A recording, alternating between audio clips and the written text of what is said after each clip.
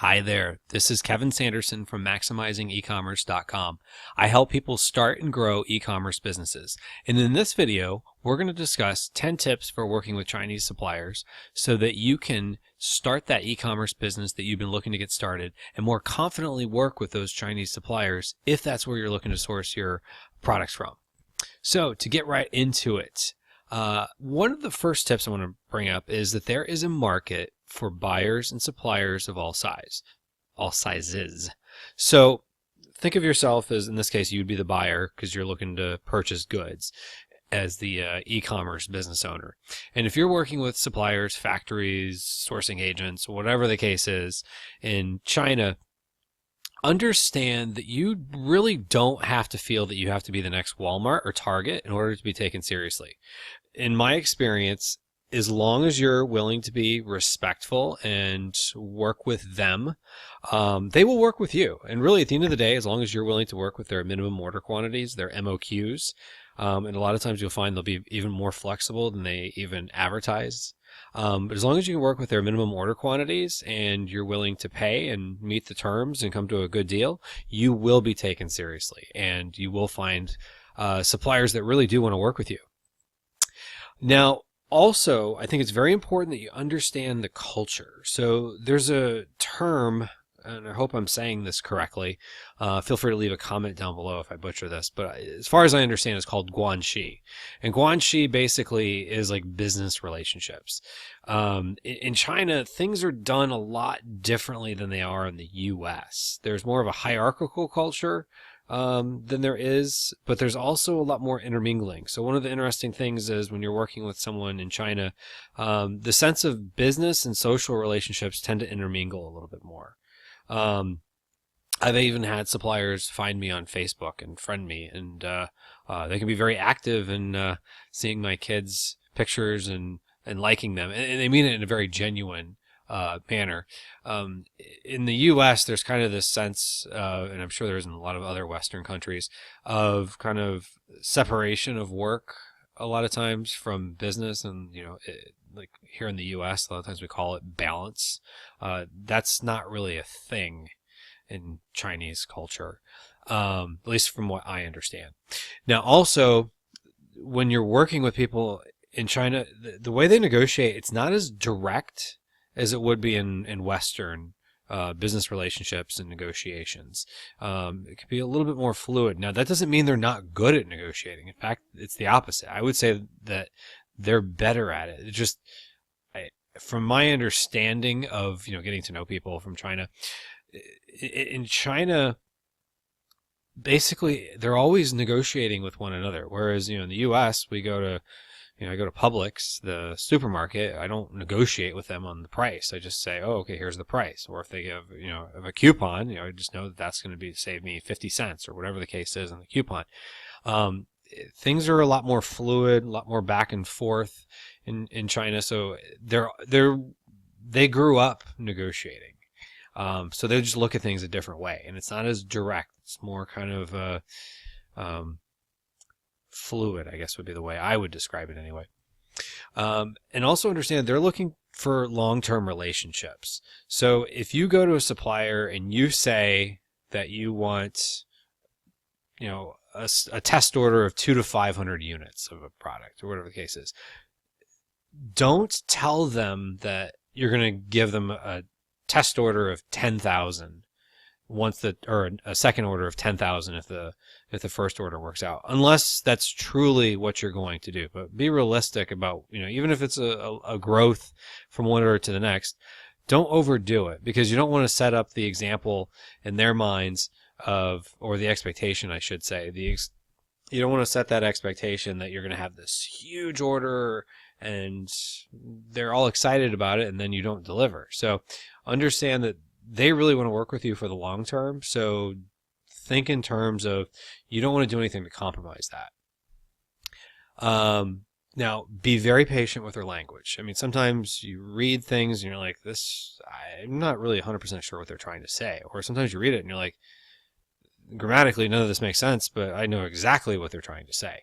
But understand this. At the end of the day, when you're working with someone in China, generally speaking, their English is going to be a whole lot better than most people's Chinese. So unless you are from China or you've studied the language, in most cases, their English is going to be better than your Chinese. So you kind of have to work with what you have. And most factories, especially if they're on Alibaba or global sources, because they do advertise themselves to very English-speaking audiences, they know that they have to have someone there who speaks English. So usually you'll get messages back pretty quickly if you reach out to suppliers, where they will respond to you in English, and it's typically not a problem. You'd be amazed at how well they'll even understand some of the nuances of the language. Now, I would recommend also, and this is just a simple one, if you don't already have it on your phone, go ahead and download WhatsApp and Skype. It can be very easy. Sometimes if you're reaching out to a supplier, you see they're online, you can tell on Alibaba, for example. You could just reach out to them and say, hey, could you message me on Skype? This is my user ID. And then rather than doing this disjointed, depending on what time zone you're in, what time zone they're in, think of it as typically they're always about 12 hours-ish off. Shave off an hour or two depending on the time of year and where they're at. But generally speaking, it's a lot easier to go back and forth on these messaging apps, and they'll get back to you pretty quickly. I mean, like I said, they're usually pretty hungry to work with people in the U.S. And the nice thing is, for both parties, there's a written record of what was stated.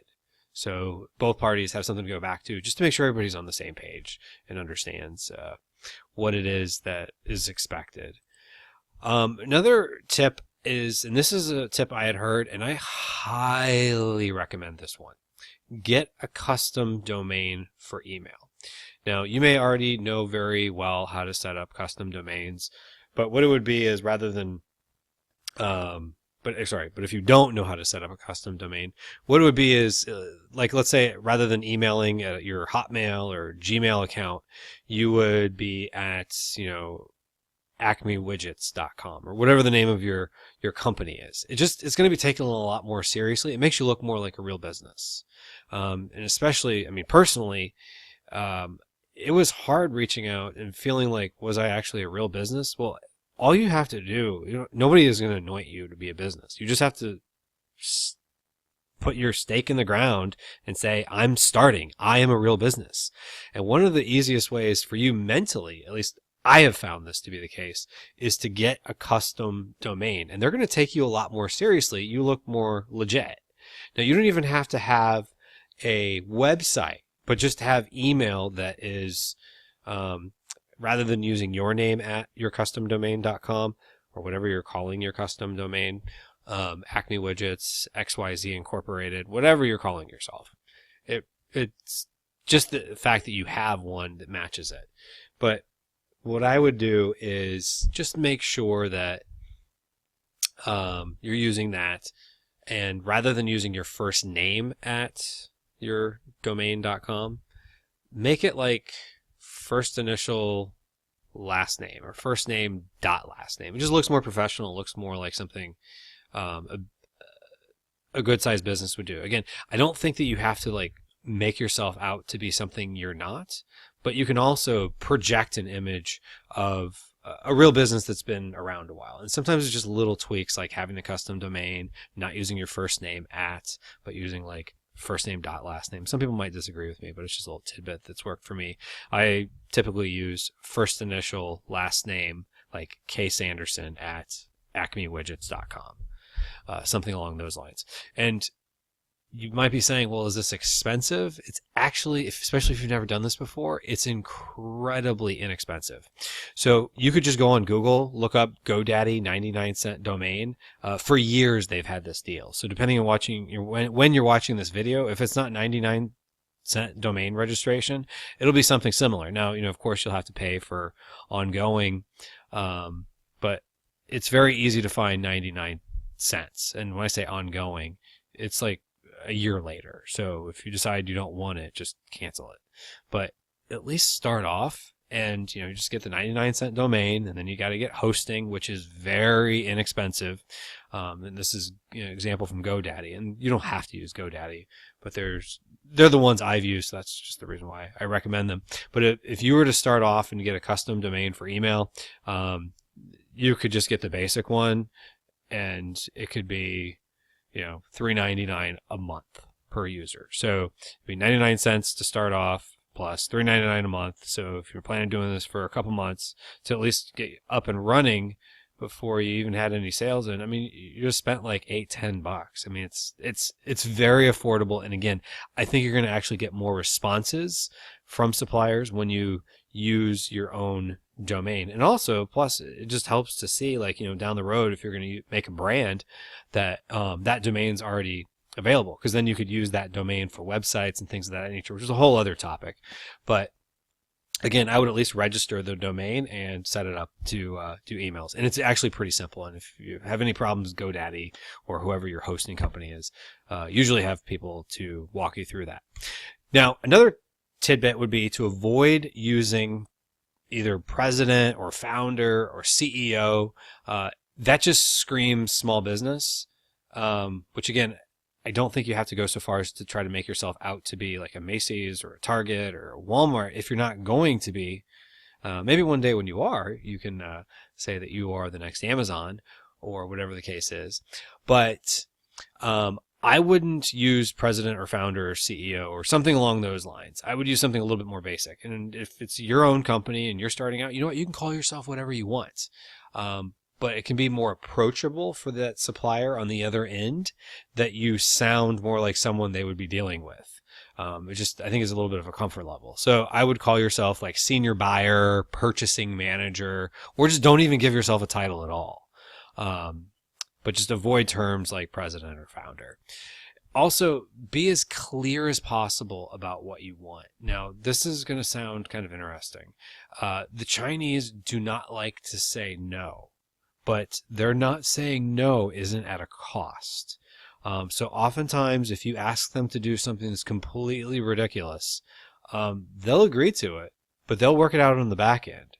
So what I would do is, whatever your terms are, I want the widgets, that coffee press, that's whatever the quality standards are for stainless steel, for example, 304 grade stainless steel, because if you don't specify like what quality levels, you're not going to get what you want.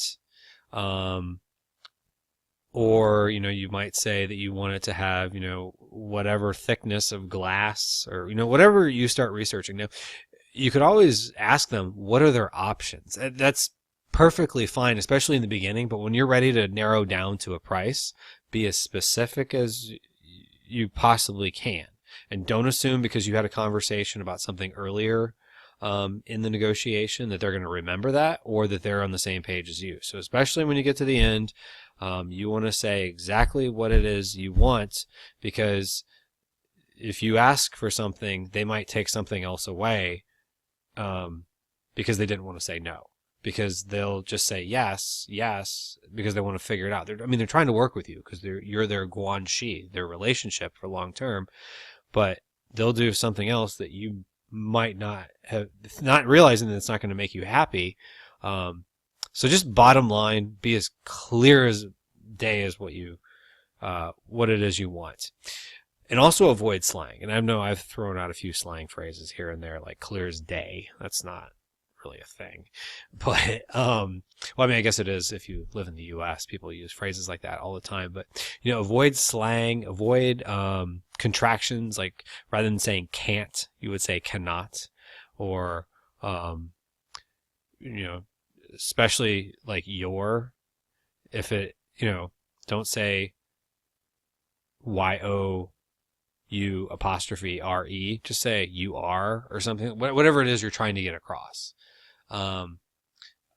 Avoid slang and avoid contractions. It just makes it simpler. Because remember, there oftentimes is a little bit of a language barrier, and being as clear of what it is that you want and avoiding slang and avoiding contractions can definitely help you in that regard. So also think in terms of win-win partnership. I mean, this is phrases that, especially when reaching out to Chinese companies, they love to hear, and with good reason. You know, you want to talk about you're looking, like if you're going to reach out to a supplier, you want to say, hi, I'm from Acme Widgets, whatever the name of your company is. And, you know, we're looking to develop a long-term relationship with the supplier to create coffee press machines or whatever the case is. And when you're going through and you're thinking about this long-term partnership, you want to think of it in terms of win-win. That doesn't mean that you lose and they win, but that both parties win. And they like that terminology. And that's how they really do kind of think in their negotiations. But like I said, if you're not clear about what it is, then they're going to kind of make up what that is that they think is a win for you. So one thing to think of is that both parties should make a profit. Don't try to nickel and dime them all the way down to there's no margins for them, because they really do tend to work on small margins. I know a lot of people might disagree with me on this or say, well, you know, there's always some sort of room. They will sacrifice quality to get you your price if it's possible.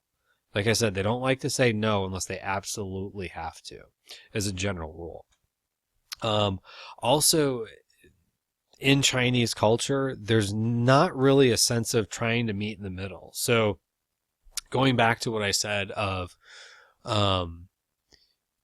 thinking things of terms of a win-win partnership, if you say to them, okay, because they're asking for $5 a unit and you want it to be $4.50, don't say, can you do $3.75? And hope that they kind of come more towards the middle and eventually you get to the $4.50 you want. Because oftentimes what they'll do is they'll say, yes, we can do $3.75. But then all of a sudden, like if you have stainless steel, you don't have as much nickel in it, or which would cause it to potentially rust more. Or they'll just shave off little bits of quality, so to speak. They'll sacrifice the quality, is what I was about to say. To give you what it is you want. So it becomes kind of actually a lose-lose situation that they end up making almost no money. They'll try to get the money from you potentially in a future deal, or you just won't get the product that you're hoping for. So try to be as realistic as possible. Now, granted, you're going to work with all kinds of different suppliers and you're going to get all kinds of different quotes. And sometimes it doesn't even make sense. Like, you know, all things being equal, you don't know which one it is, what's going to work out. So always get samples too. Now, when it comes to shipping, I would recommend, especially starting out, if you're going to do air shipping, just have your supplier take care of it. I mean, they deal with shipping a lot more often than you will. So they're used to having good rates, and they've negotiated good rates with, you know, companies that you've heard of, like DHL, UPS, Federal Express, you know, things of that nature. So you could very well even have it be that they work with a local shipping agent and that person gets good pricing. So oftentimes they're going to beat whatever pricing you would get, especially first starting out with like a UPS or a DHL. So if you have no experience, this is my biggest tip. It's not a problem. The best thing to do is just get started. So I can't stress this enough. If you're thinking about reaching out to some suppliers, just as soon as this video is over, go to Alibaba.com, find a product you're even tempted to get, and just start reaching out to some suppliers.